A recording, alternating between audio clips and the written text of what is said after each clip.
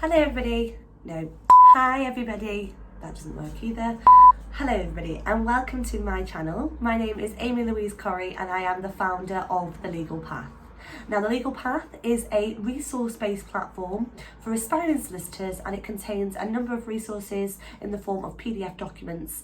We're going to have a number of live question and answer sessions and a lot of other things that are planned in order to provide you guys as aspiring solicitors with as much guidance and support during this very often isolated and lonely recruitment process. So a little bit about me and my journey into the profession. I studied law at Lancaster University, where I graduated from there with a 2-1 in 2017. I was left in the position that many people find themselves in, where I was a graduate without any kind of idea as to what was going to happen next. Not the best position at all to be in, and I hadn't secured any training contracts or vacation schemes, so I was left very much in a sense of anxiety and panic, but decided the best thing for me was to continue with my academic studies and go on to do the LPC at BPP University. So for those that don't know what the LPC stands for, it is the legal practice course.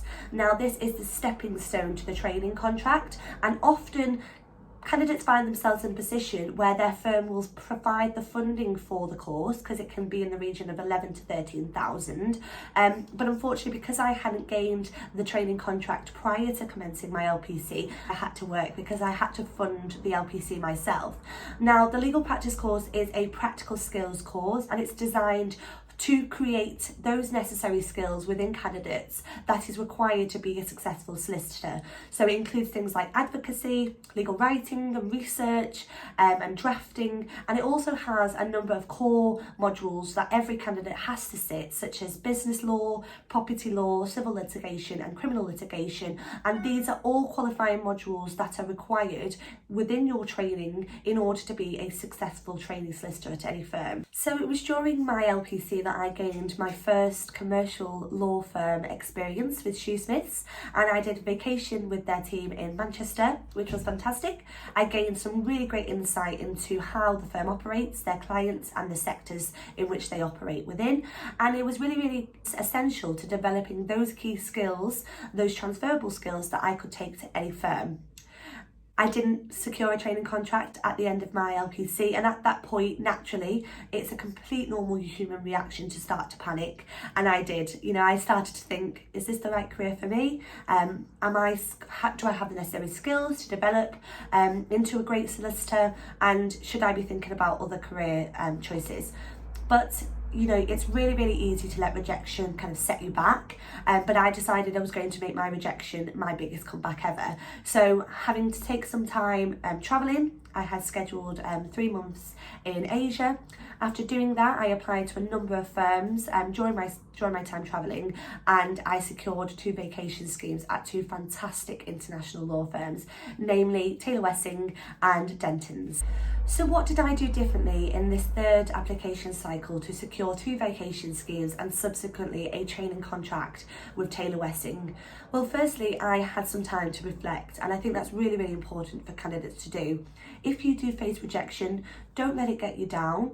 Identify what you could do differently for next time. So I realised that what I was doing wrong was I was literally throwing out applications to so many firms. At one point, I think within the region of 30 to 40 applications in one cycle, and not one of those applications were tailored to that individual firm. So this year I decided to really research a firm in extensive detail, and I had to choose which firms really resonated with me as a character, my values, my beliefs, and the kind of work that I wanted to be involved in, and I identified Taylor Wessing and Denton's to be my top 2 firms. Equally, it would be a stupid thing to say that we would put all of our eggs in 2 baskets. I know candidates that have done that, and if that's worked for you, then fantastic.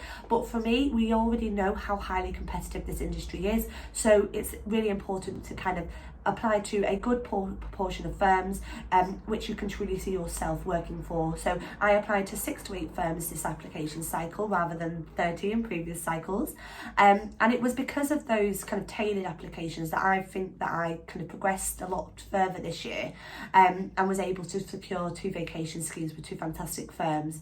So, there has to be a clear balance between quality of applications over quantity. Now, if you can put out more applications than say 6 to 10, and I'm not saying that's the key number, but if you can give out 10 to 15 applications that are high quality, fantastic applications, and they show some sort of connection, whether that's practice strength, types of clients that they act for, etc., that's fine. But never ever just throw out applications for the sake of it, because, recruiters are looking for candidates that have put the time and effort into researching the firm, preparing an application which very much aligns with what they're looking for in candidates, but also an application that really showcases who you are as a person. So I was very much part of the guinea pig year this year. I was one of the candidates that had to sit a virtual vacation scheme. So I was due to commence a physical scheme at the firm's London offices in June, but unfortunately with the cases of COVID continuing to rise and a lot of people being moved to remote working, we were very much told at the earliest opportunity that the scheme was still going to go ahead, which I must admit was fantastic to hear, because I know some schemes have been cancelled or postponed. So we were very, very lucky that our scheme continued, but it was going to be virtual. So at that point, I think all candidates that sit a virtual vacation scheme will, happily and confidently say that that can create some sort of anxiety. You start to think, can I perform to the best of my ability during a virtual vacation scheme? But I actually found this to be quite a poignant moment within my cycle, because I realised we are, going through unprecedented times, and it requires an unprecedented reaction. So I started to build relationships at the earliest point with members of the firm. So I attended as many events that I possibly could. I reached out to people on LinkedIn, who that worked for the firm, to kind of build those relationships as best as I possibly could. During my scheme, I made a point of trying to organise as many virtual coffees as possible. I drank more coffee during that week than I ever did to try and chat with as many people as possible.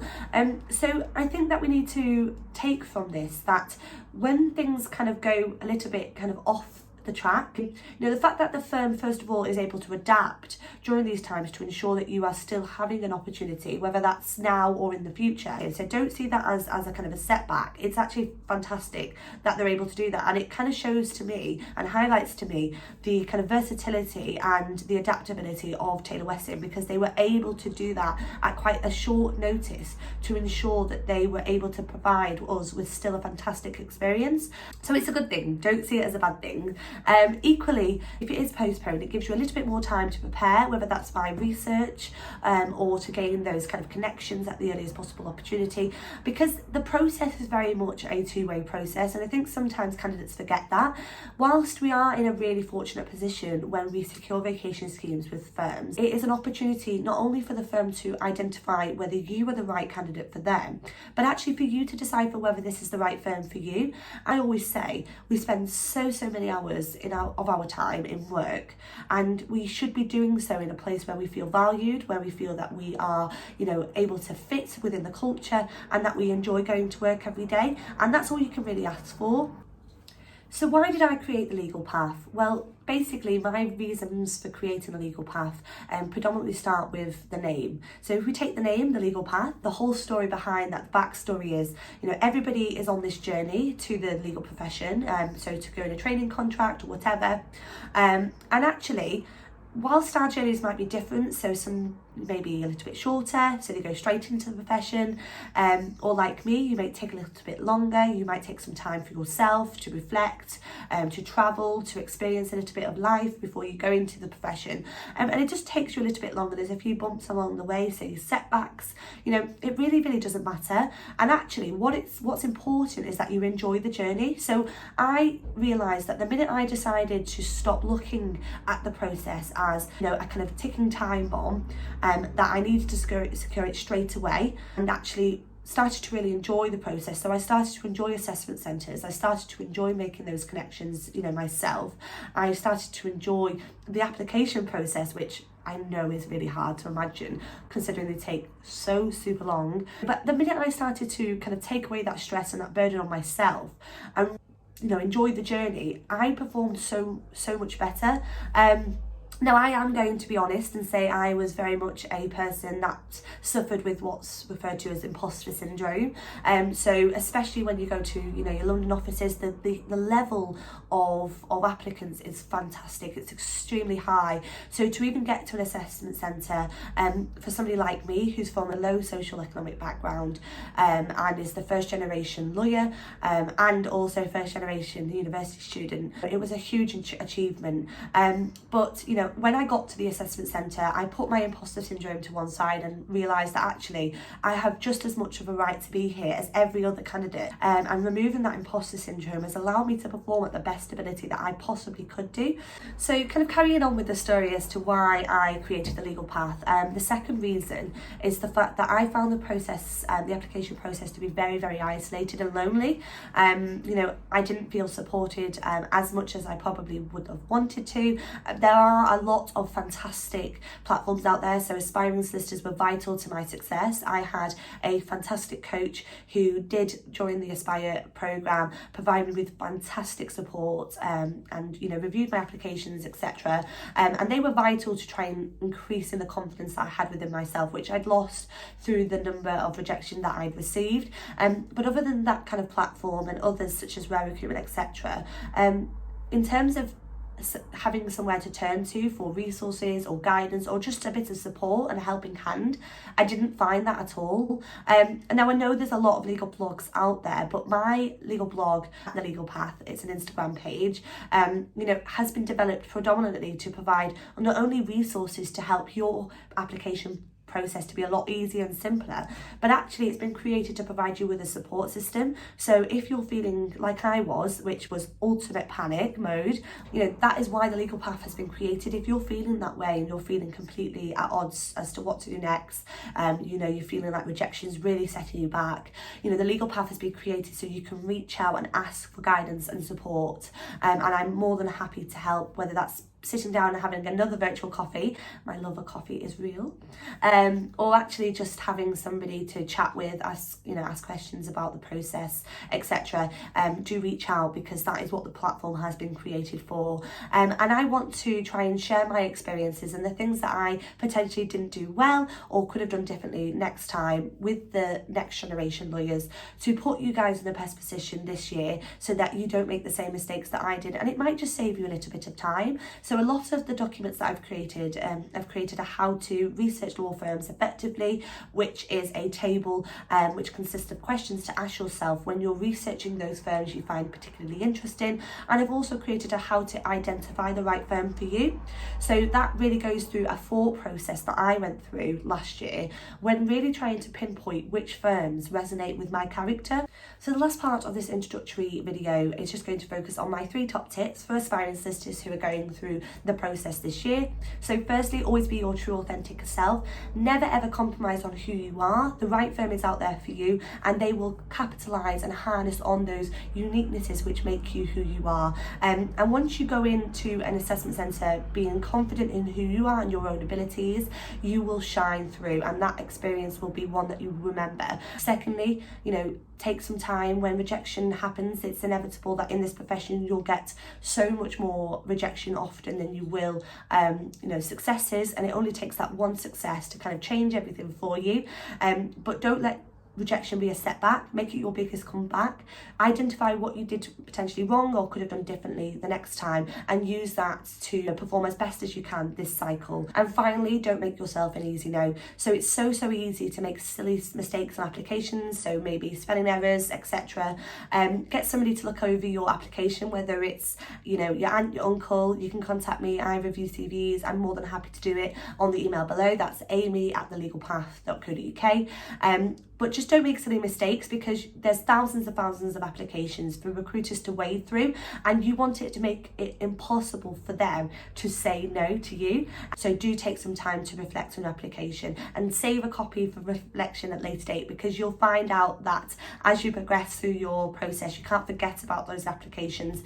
They will, quiz you on them in assessment centres or final interviews. So do keep yourself up to date with what's going on with those applications and whether things have changed or shifted, and update accordingly. But I hope you've really enjoyed this video. Thank you so much for watching. There will be so many more opportunities in terms of live question and answers that I've got on my channel. I'm going to have a number of Zoom workshops, which I've got one currently on there that you can go and watch. That's how to research law firms effectively and construct application forms. So go give that a watch. So do comment in the comments below any suggestions that you have or what you thought of this video today. Like, comment and subscribe, as they say, and I look forward to seeing you all next time. Bye.